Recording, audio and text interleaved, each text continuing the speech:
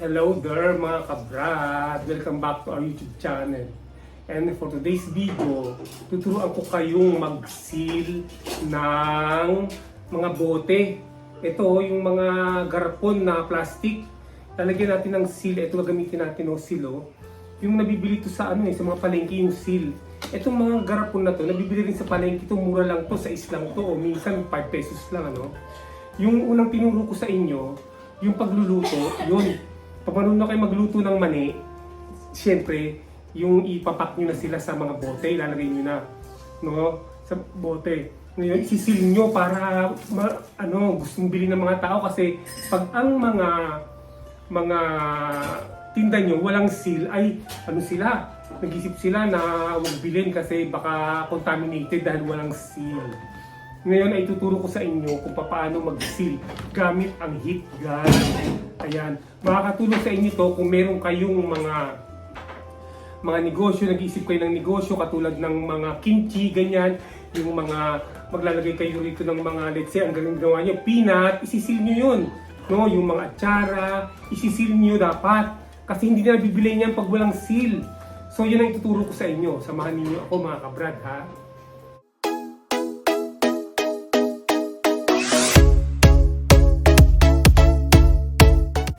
Ayun nga, mga kabrad, mga guys, kung gusto niyo magnegosyo yung mga ginagawang maninga, yung mga kimchi, yung mga atsara, at kung ano-ano pa, tapos nilalagay niyo sa mga container na ganito, yung mga bote, mga plastic bottle, dapat isisil ninyo. Kasi yun ang nagpapakita na malinis ang gawa ninyo at may integrity. So, ang gagamitin niyo ron ay yung ganito, yung mga pan-sale yung ganito, yan bubuka mong ganyan, ilalagay mo sa ibabaw ng papakita ko sa inyo mamaya-maya. Eto, nabibili lang sa sa Alabang o sa mga palengke, kahit dyan lang sa mga palengke pero kasi malapit sa amin yung Alabang Kaya yan ang sinabi ko, yung Alabang, pero marami sa mga palengke yan. Tignan niyo. Ito, yung mga ganitong yellow, minsan pula to pula. Ayan, napakarami. Alam niyo kung magkano lang to? 35 lang ang 100 nito. 100 yata o 50. Alam ko 50 pala, sorry 50 ang laman nito. 50, 35 pesos. 35 pesos lang. So, kailanganin nito kung nagnenegosyo kayo, mga kabrad or guys, mga guys. Ngayon, pag kailangan nyo ng ganito sa inyong negosyo, dapat meron din kayong heat gun. Ayan.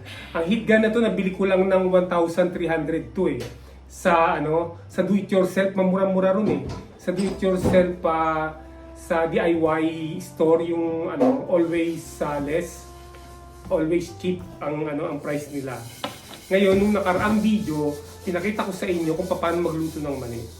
Ngayon, nilagay ko yung mga mani na rito.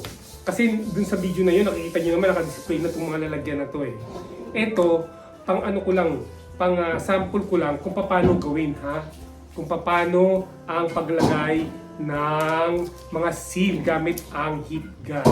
So, tignan ninyo mga kabrad Ganyan. So, handa na ba kayo mga kabrad, mga guys? Ang ating heat gun. Ipapakita ko na sa inyo ngayon to, So, ang unang-una, ilalagay niyo muna to, Kaya lang, ito palang yung maliliit lang pala, ito yung para sa malalaki to yung mga bottle So, kukunin natin, may nabili rin tayo sa maliliit, dito tayo kumuha. Ayan. So, ipapasok ninyo, pwedeng isa-isahin ninyo, pero ang maganda, ilagay niyo na agad lahat-lahat. What I mean, ilagay niyo na, lagay muna kayong ganyan. Isa-isa lagyan nyo na kasi pag yung lalagay mo tapos i-heat gun mo, hindi maganda. Parang mabagal. Mas mabilis yung ilalagyan mo muna siya lahat ng seal, then saka mo i-heat gun ng tuloy-tuloy.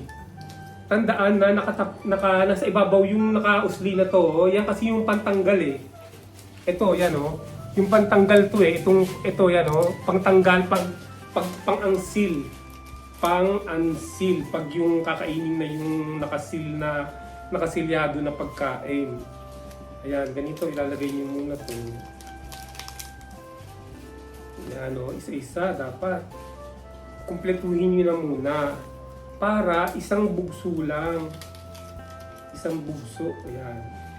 So, kumpletuhin natin bago natin i-heat gun kasi para mabilis lang. Sabagay maikli lang itong video na to para matuto lang kayo, para mainganyo yung mga gustong magnegosyo ng kung ano-ano na nilalagay sa mga container na katulad nito. No? Always make sure na nilalagay niyo ng sealer, ng seal para may integrity. Para gustong bilhin ng tao. Kasi sino ba naman tao ang gustong bumili ng bagay na walang na hindi selyado, di ba? Pag bibili nga tayo ng ng mga gasol, ng mga LPG, dapat selyado kasi pag isipin natin baka binawasan na di ba? Ganun din to. Yung mga pagkain na hindi selyado, pag binenta yun, hindi selyado, akala binawasan na o na-contaminate na. Ayan. So nakita naman ninyo, no? Ayan, nalagyan ko na lahat, Ay, hindi pala to. Ito maliit. Ayan, ang galing, Ayan, ang dali lang, So ganun lang kadali, no? Ngayon, isisil ko na. Gagamitan ko ng heat gun. Ayan. Ganyan lang, umaga na yung heat gun natin, Tignan niyo, Ayun, nasisil na, tignan nyo, nasil, Ang ganda ng pagkakasil, tuloy-tuloy lang. No, ito yung mabilisan, Huwag yung pa isa-isa. Ayan, Diba? Tignan nyo, Ang galing ba, Ganyan lang.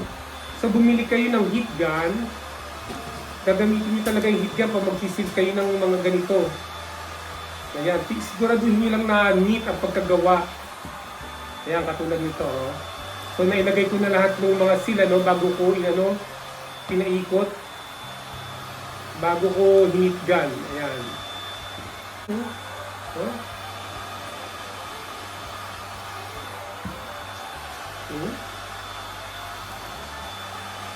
Nakita-kita ba, mga kabrad? Kaya lang ingat kayo, pag medyo na, na sobrahan sa heat, napuputol yung yung plastic, nagkakabutas, no? Okay lang kung mabutas lang, wag lang mapatid kasi hindi maganda. So ayan, ilang piraso to? Hindi ko nabilang ayan, ayan, tapos na, ilang piraso to, bilangin natin.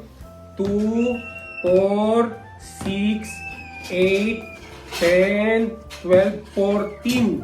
14 lahat, no?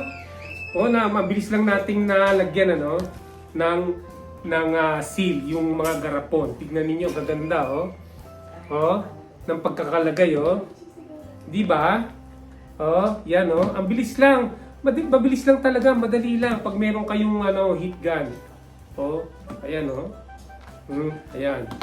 So mga kabrad, sana ay natuto kayo sa sa video na ito. So, sa susunod, ang ituturo ko naman ay kung paano lagyan ng yung tatak. Yung tatak. No, katulad nitong itong isa na to.